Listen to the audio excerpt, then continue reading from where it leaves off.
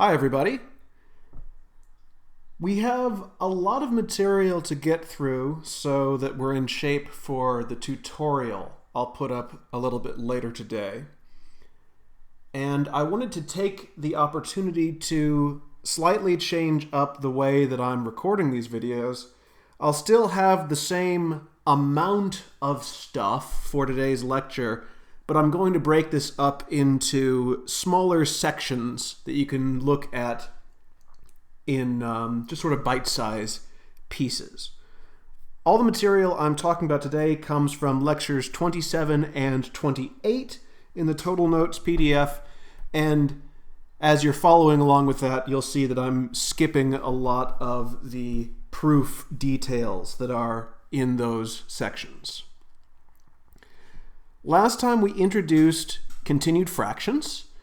We were looking at building up a rational number to approximate the value of pi, and we got this interesting looking formula. So we got 3 plus 1 on 7 plus 1 on 15 plus 1 on 1.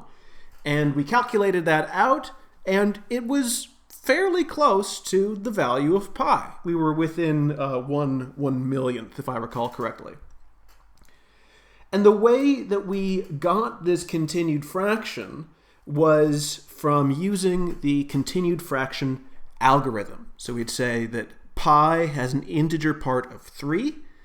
Then we took that fractional part, took its reciprocal, and got an integer part of 7. We took the fractional part of that number, its reciprocal had an integer part of 15. We just kept pulling out these integers, and here they are in the formula. Now, I don't want to be writing fraction bars for the rest of my life, and I always know that under this algorithm, the interesting stuff are these integer parts. I always know that my numerators are going to be 1. I always know there's going to be addition and fractions. So there's some redundancy in this notation. I want to have an abbreviated way to write a continued fraction. What's the important stuff? So the shorthand that we're going to use is to just put these numbers in a pair of brackets.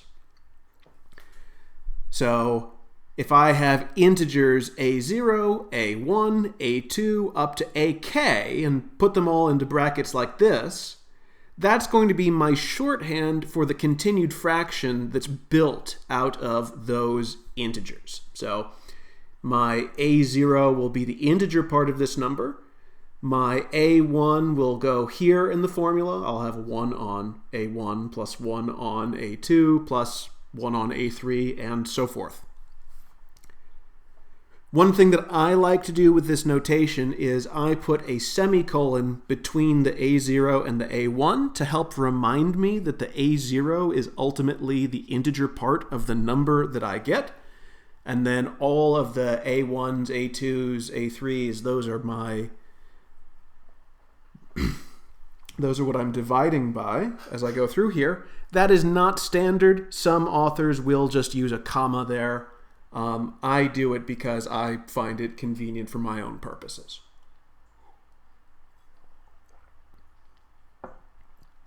So in this notation, this big formula that I had from yesterday, I can make it so much shorter just by only listing out the integers that I care about, 3 and 17 and 15 and 1.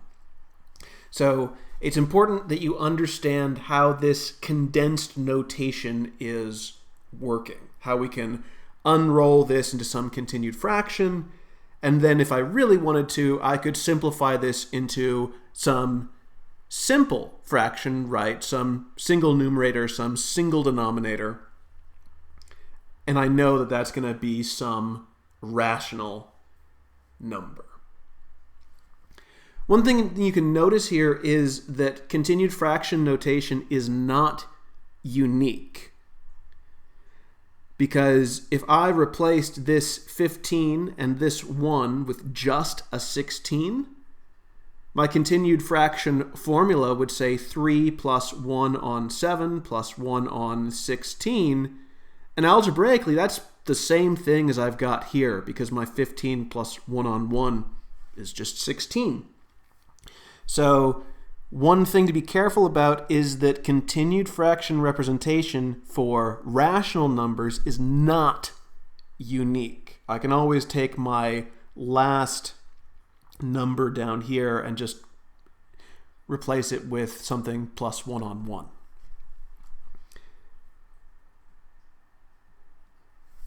So one thing that's very nice about this notation is that I can very easily calculate the continued fraction algorithm on the notation and not even have to worry about reciprocals and integer parts and subtraction and all the rest, because I know that my continued fraction 3, 7, 15, 1, when I subtract off the integer part, I'm getting rid of the 3, and I'll have left this fraction 1 on 7 plus 1 on 15 plus 1 on 1.